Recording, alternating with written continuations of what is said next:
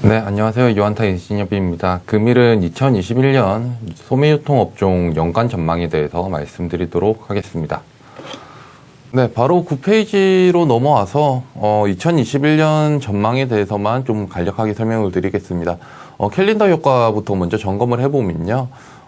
사실 1, 2, 3분기까지는 그렇게 뭐 특이사항이 있지는 않은데 4분기가 캘린더가 유독 좋지 못합니다. 이러다 보니까 오프라인 유통업체들, 특히 대형 오프라인 유통업체들한테는 비우호적인 환경입니다. 아무래도 주말에 매출이 조금 몰리기 때문이죠. 반면에 휴일에 배송이 오지 않으면 소비자들은 이커머스에 주문을 안 하거든요. 그래서 휴일 수는 오히려 이커머스 사업자들한테는 줄어드는 게 좋습니다. 그래서 4분기 같은 경우에는 캘린더만 봤을 때는 오프라인이 조금 부진하고 온라인이 좋을 수 있다라고 말씀을 드릴 수 있을 것 같습니다. 2021년 같은 경우에는 2020년의 베이스가 너무 강하기 때문에 온오프라인의 희비를 바꾸지 않겠느냐라는 겁니다. 2020년 같은 경우에는 전반적으로 온라인이 초강세를 보였고 오프라인이 약세를 보인 한 해였습니다. 하지만 그 2021년은 2020년의 베이스 영향이 굉장히 크기 때문에 오프라인이 강세를 보이고 이커머스의 성장성은 조금 둔화가 되지 않겠느냐라고 보고 있습니다. 제가 제시하는 관전 포인트는 오프라인 쪽에서는 다들 매출액이 반등을 하겠지만 매출액 반등과 함께 수익성 개선까지 나타날 수 있는 애들을 조금 선별적으로 보자. 그리고 온라인 쪽에서는 성장성이 조금 둔화될 수 있지만 그 속에서 성장성을 유지하고 그러면서 MS를 확대해 나갈 수 있는 사업자를 선별해서 보자라는 말씀 드릴 수 있을 것 같습니다. 그럼 먼저 이커머스부터 조금 점검을 해볼게요. 이커머스 같은 경우에는 아까도 말씀드렸다시피 성장성이 좀 둔화될 수밖에 없지 않겠냐라는 측면에서 성장성이 유지되고 MS를 확대하기 위해서는 사업 구조적으로 변화 또는 확장이 요구된다라고 보고 있습니다. 저는 2021년 이렇게 조금 주목할 만한 포인트가 결국 이런 비즈니스의 전환, 종합몰의 오픈마켓 전환, 그리고 식품 온라인 같은 경우에는 지역 커버리지의 확장이 나타나는 사업자, 그리고 전반적으로 특정 카테고리 킬러였다라고 하면 상품 카테고리를 확장하는 이런 사업을 진행하면서 사업 구조적인 확장 변화가 나타나지 않겠냐. 이게 주요한 세 가지 포인트가 되지 않겠냐라고 생각을 하고 있습니다. 그래서 이거에 충족하는 사업자가 누가 될 거냐라고 했을 때는 저는 쓱닷컴, 롯데온, 마켓컬리 정도가 내년에 MS를 좀 확대해 나갈 수 있지 않겠냐라고 생각을 하고 있습니다. 네, 쓱닷컴에 대해서 먼저 말씀을 좀 드리면 오픈마켓 전환이 연내 혹은 내년 초에 진행이 될 것입니다. 오픈마켓이 전환될 경우 먼저 생각해 볼 수 있는 것은 SKU, 판매 품목수가 급증을 하게 된다는 겁니다. 쓱닷컴의 SKU는 현재 1000만 개, 근데 주요 오픈마켓 사업자들은 억 단위 수준입니다. 그렇기 때문에 SKU가 10배 이상 증가할 수 있을 가능성이 있다라는 부분인 거죠. 그리고 실제로 롯데온 같은 경우에도 지난 4월에 오픈마켓으로 전환을 한 다음에 SKU가 14배 정도 증가하는 모습이 나타났습니다. SKU가 증가한다는 얘기는 이 플랫폼에 판매하는 가지수가 많이 증가를 한다는 얘기인 거죠. 그러면 만약에 이 플랫폼이 사람을 이끌어올 수 있다라고 하면 판매 품목수가 늘어날 경우에는 성장성이 고취된다라는 부분을 말씀드릴 수 있을 것 같고요. 이러한 부분에 있어서 쓱닷컴, 쓱배송, 이마트몰을 필두로 사람들을 불러올 수 있는 플랫폼이다 보니까 SKU 증가가 GMV 성장으로 나타나지 않겠냐라고 생각을 하고 있습니다. 또 다른 부분 같은 경우에는 오픈마켓을 전환하게 되면 광고 비즈니스가 본격화된다라는 겁니다. 광고 비즈니스가 본격화되는 거는 결국 이커머스 플랫폼으로 가는 길이라고 봐주시면 될 것 같은데요. 현재 쓱닷컴은 이커머스 플랫폼이라기보다는 온라인 리테일러에 가깝습니다. 이게 뭐냐면 차이가 뭐냐라고 했을 때는 온라인 리테일러 같은 경우에는 유통업을 그냥 이커머스 쪽에서 하고 있는 사업자인 거예요. 반면 이커머스 플랫폼이라고 했을 때는 플랫폼의 역할, 사업의 확장의 역할, 뭐 광고 비즈니스의 역할, 마진율의 역할이 조금 더 확장이 진행될 수 있는 상황입니다. 그러면 이커머스 플랫폼이 된다라고 했을 때는 결국 여기서 일로 갈 경우 밸류에이션의 확장이 진행될 수밖에 없는데 그 이유에 대해서 다음 페이지에서 좀 설명을 드리면 광고 비즈니스가 본격화된다라는 측면에서 봤을 때 기대할 수 있는 마진율의 차이가 나타납니다. 온라인 리테일러 같은 경우에는 유통업을 하는 게 메인이기 때문에 기껏 기대해봐야 맥스 10%, 의 마진을 기대해 볼 수 있을 것 같아요. 근데 이커머스 플랫폼 같은 경우에는 광고업이 베이스가 됩니다. 그럼 광고업이 베이스가 될 경우에는 광고 같은 경우에는 지면을 빌려주고 특별한 비용을 투자할 게 없죠. 그렇기 때문에 거의 광고는 90% 이상 이익으로 찍히는 비즈니스인 거고요. 그렇게 되면 블렌디드로 50% 이상의 수익성을 기대해 볼 수 있습니다. 이러한 수익성의 차이가 결국 어떤 기대해 볼 수 있는 차이가 결국 이런 밸류에이션의 차이를 만들어낼 수 있기 때문에 이게 온라인 리테일러거든요. 온라인 리테일러에서 이커머스 플랫폼으로 진화할 경우 밸류에이션의 확장이 진행될 수 있다라는 부분 말씀드릴 수 있을 것 같고, 이런 게 스타컴의 오픈마켓 전환이 되면서 조금 더 가시화되지 않겠냐라고 이해를 하고 있습니다. 조금 식품 온라인 쪽으로 사업 영역을 조금 축소해 봤을 때는 지역 커버리지 확장이 내년부터 조금 본격화되지 않겠냐라고 보고 있습니다. 식품 온라인 상강 중에서 쿠팡만이 2019년 1월부터 로켓프레쉬가 전국구 배송을 하고 있습니다. 그러면 쿠팡 같은 경우에는 기존에 이미 전국에 배송을 할 수 있는 역량을 다 갖춰놨기 때문에 시장이 성장하는 것만큼 조금씩 보완 투자 정도만 하면 됩니다.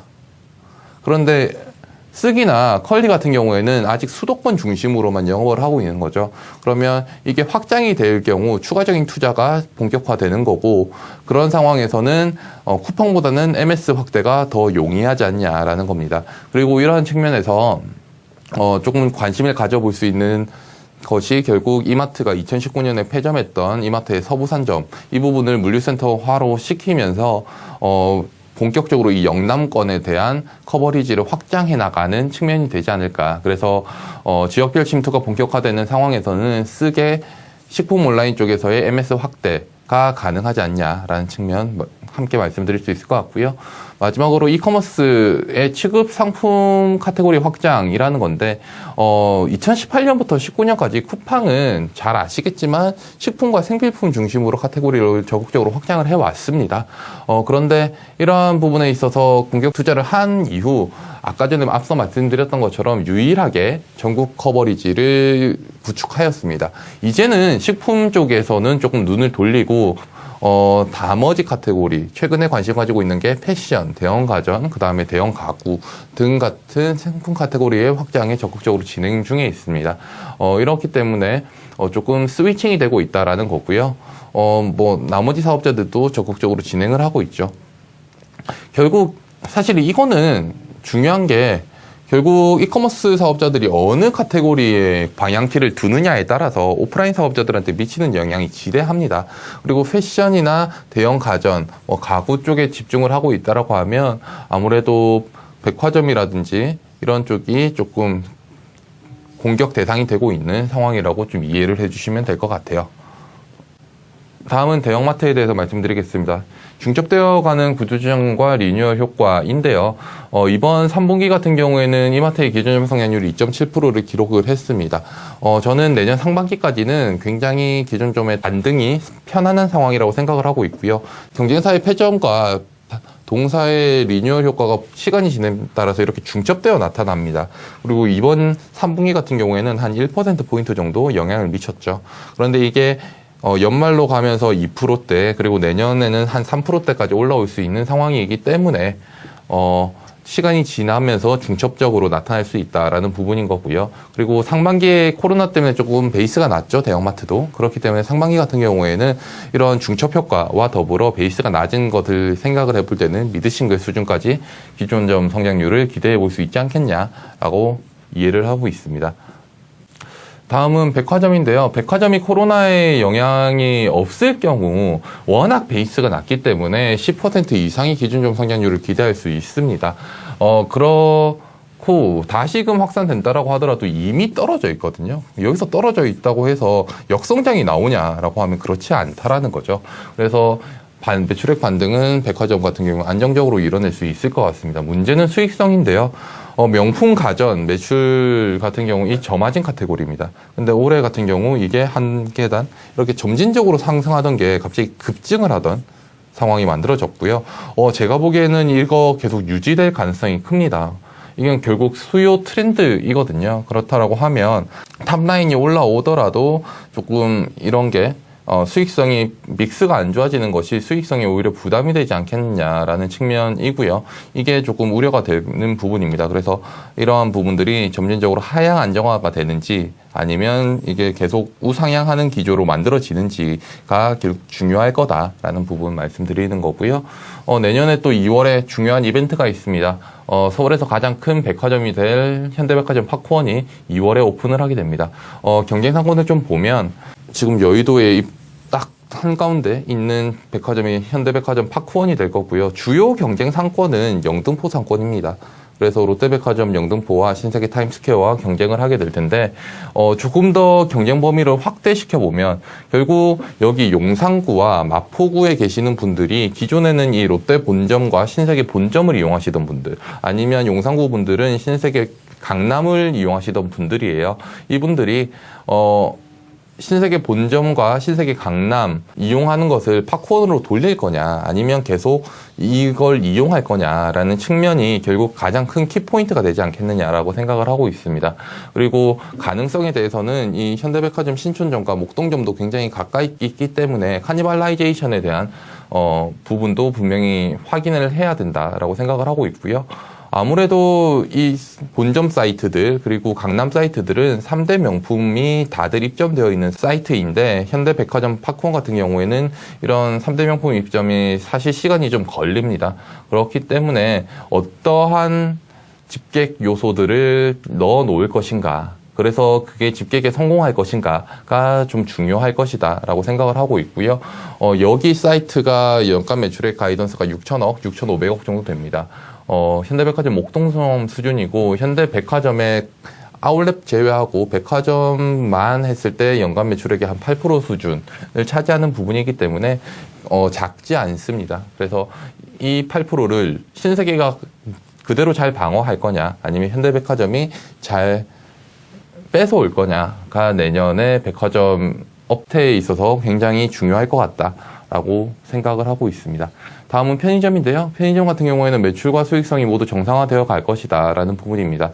편의점 같은 경우도 백화점과 함께 코로나 때문에 기존점이 크게 빠졌던 사업자입니다. 그와 동시에 담배 매출 비중이 이게 하향 안정화되던 게 갑자기 레벨업이 되어버렸습니다. 그래서 수익성도 악화가 되고 있었죠. 하지만 명품과는 다른 부분이 뭐냐면 담배 매출이라는 것은 결국 허들이 있는 매출입니다. 그래서 이게 갑자기 급등을 하지는 않는다라는 거죠.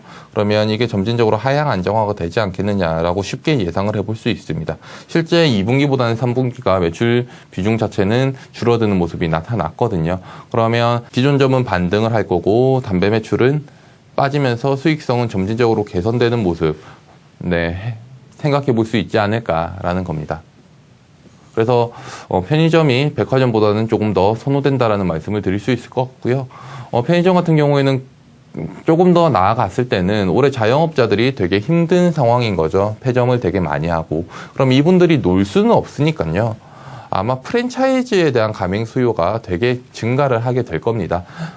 대표적인 게 편의점이 되겠죠. 그래서 편의점에 대한 가맹 수요가 굉장히 증가할 수 있는데, 편의점 사업자들별로 조금 수익 구조가 다릅니다. 일반 편의점들 상위권 사업자라고 하면 BGF 리테일, GS 리테일 같은 사업자들이 있겠죠. 이런 사업자들은 대부분 로열티 방식입니다.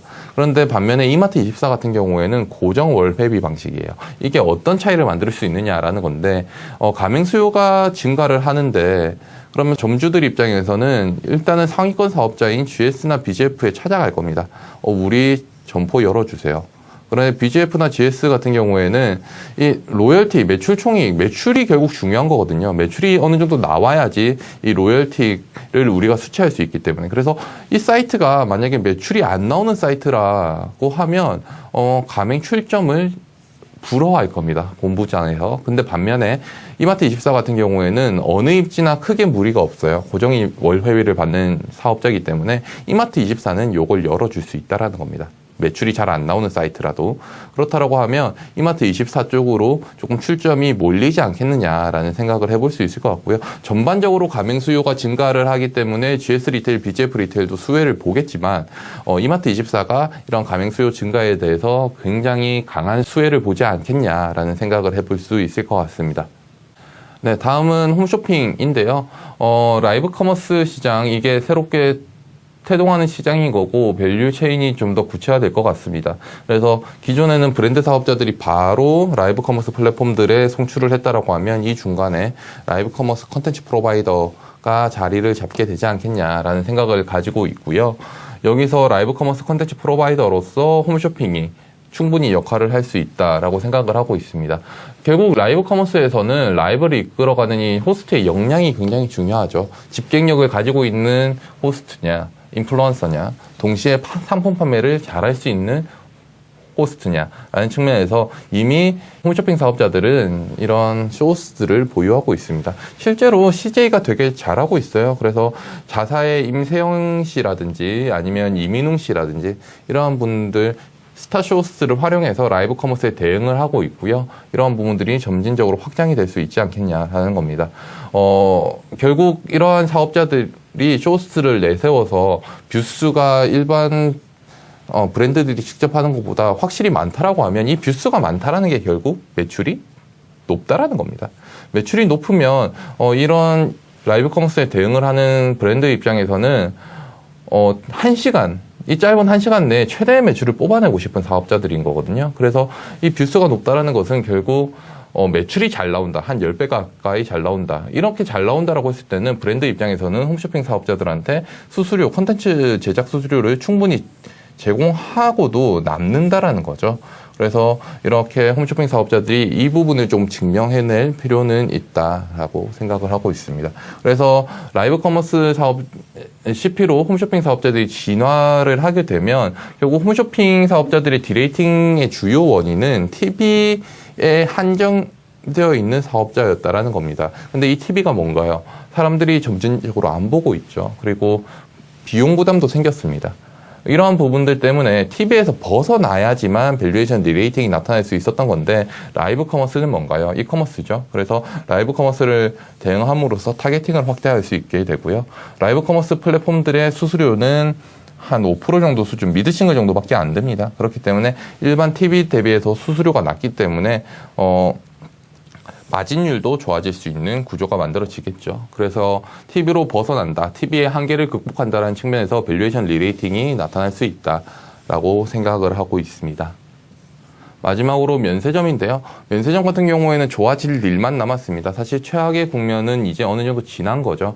공항면세점 같은 경우에는 2021년까지 매출 연동제 적용을 받으면서 거의 BEP에 가까운 실적을 지속할 수 있을 것 같고요. 시내 면세점 같은 경우에는 3분기부터 턴어라운드 하면서 매출이 증가하는 모습이 나타났습니다. 딸공의 압도적인 수요가 긍정적이었던 거죠. 그리고 상반기 같은 경우에는 또 굉장히 낮은 기저가 있습니다. 이런 부분들이 긍정적이다라고 볼 수 있을 것 같습니다.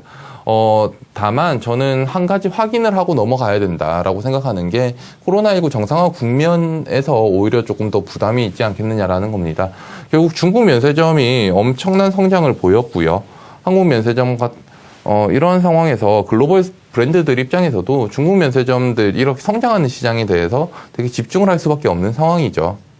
그러면 한국 면세점들의 헤게모니는 뭐였냐? 이런 글로벌 브랜드들과 압도적인 네트워크를 통해서 상품을 물량을 많이 확보할 수 있었다라는 게 얘들의 헤게모니였는데 만약에 글로벌 브랜드들이 중국 면세점으로 조금 포커싱 맞춘다라고 하면 한국 면세점들은 거기서 소외될 수 있습니다. 거기다가 한국 면세점 같은 경우에는 리셀링 수요가 주요한 시장인 거죠. 반면에 중국 면세점은 대부분 관광 수요이기 때문에 이러한 차이도 글로벌 브랜드들이 중국 면세점들을 조금 더 선호할 수 있는 요소인 거죠. 그래서 이러한 부분들이 정상화되었을 때 글로벌 브랜드들이 어떻게 움직이느냐가 결국 중요할 것 같고요. 그러면 한국 면세점도 성장성을 확보하기 위해서는 결국 한중 관계가 좀 완화가 되고 우호적으로 바뀌어서 관광 수요, 단체 관광 수요가 확 올라와 줘야 이러한 우려들이 사라지지 않겠냐라는 부분들까지 말씀드릴 수 있을 것 같습니다. 네, 2021년 유통업종 산업 전망에 대해서 말씀을 드렸고요. 지금까지 시청해 주셔서 감사합니다.